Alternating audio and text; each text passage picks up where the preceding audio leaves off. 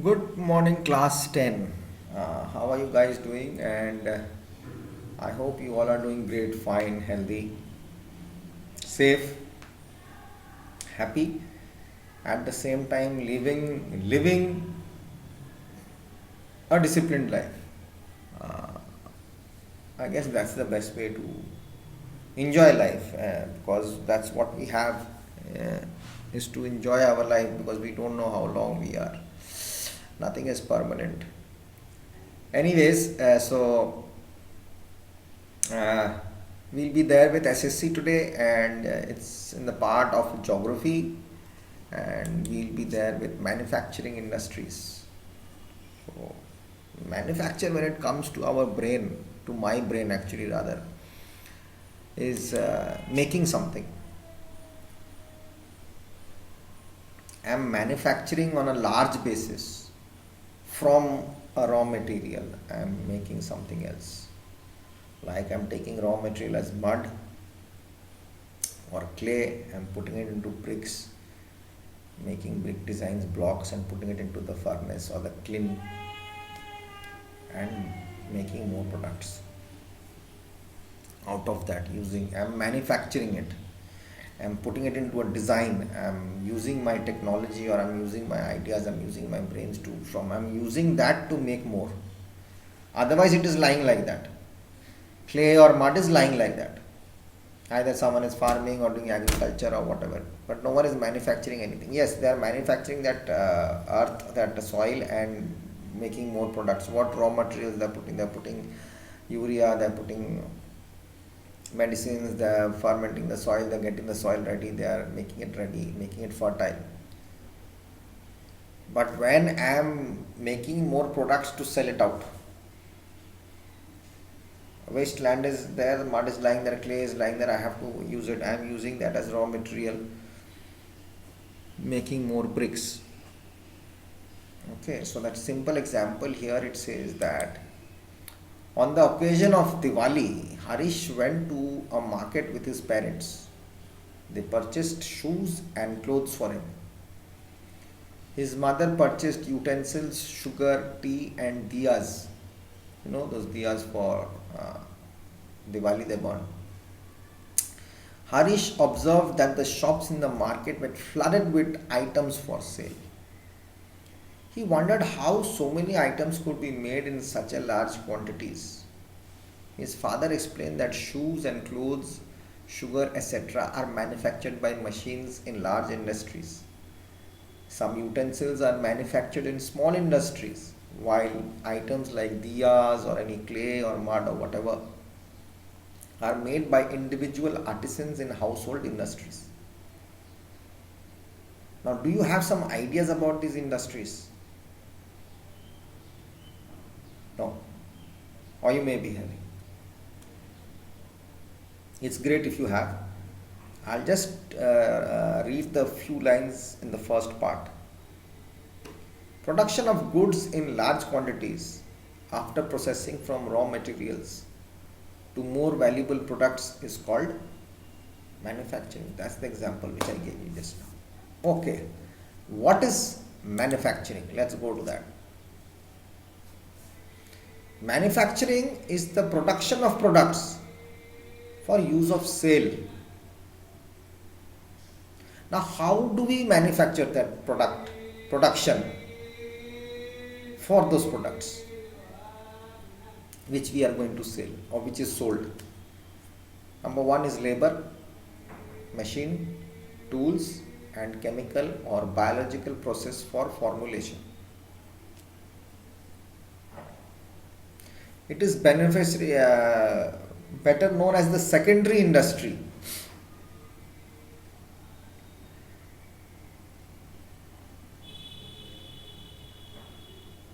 I have steel with me, a piece of steel, or I have fiber with me, few pieces of fiber, I have some rubber, I have some leather, I have some metals, copper wires,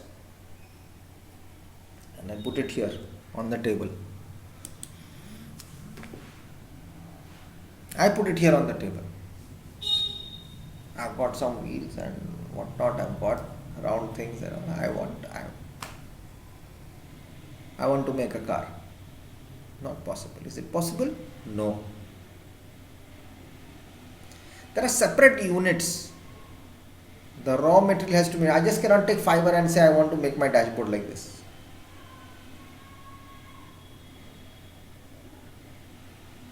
Okay, so there are systems and rules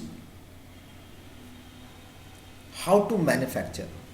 As I said, they are involved with labor, machines, tools, and chemical or biological processing for its formulation. Whatever we make, it's called the second industry. Another thing we can refer to as human activity, from handicraft to high tech. But it is commonly used as industrial design, in which raw materials from primary industry are transformed into finished goods on a large scale. Such goods may be sold to the manufacturers for the production of other more complex products such as aircraft, household appliances, furniture, sports equipment, or automobiles, or distributed via the tertiary industry to end users and consumers, okay, usually through wholesalers, who in turn sell to retailers, who then sell them to individual customers. This is the chain.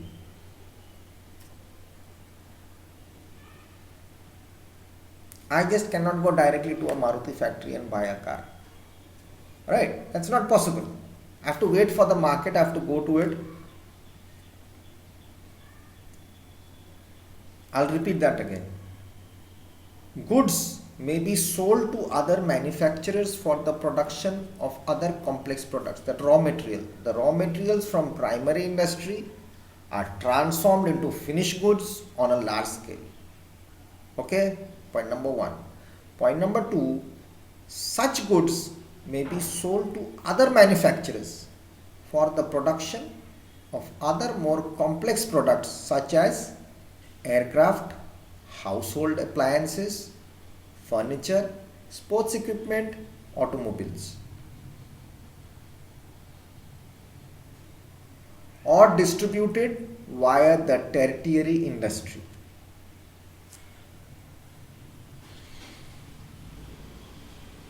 Okay. Now, what is a tertiary industry? Now we have to come to that. It is the third of the economic sectors, third of the three economic sectors of the three sector theory. The others are the secondary and the primary sector.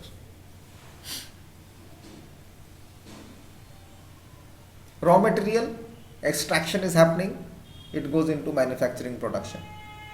It goes into the transportation, it goes to the factory. Other side, raw material is taken from somewhere and the disposal goes to recycle. Okay, understood. It's one of the three economic sectors, the tertiary industry.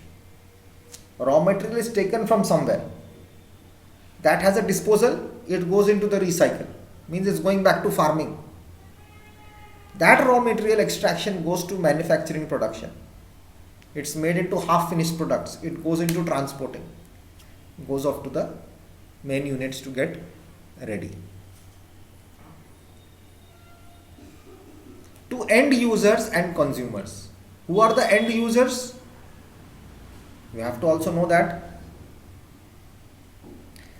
in a product development, an end user is a person who ultimately uses or intended to ultimately use a product. That is me or you. The end user stands in contrast to users who support or maintain the products.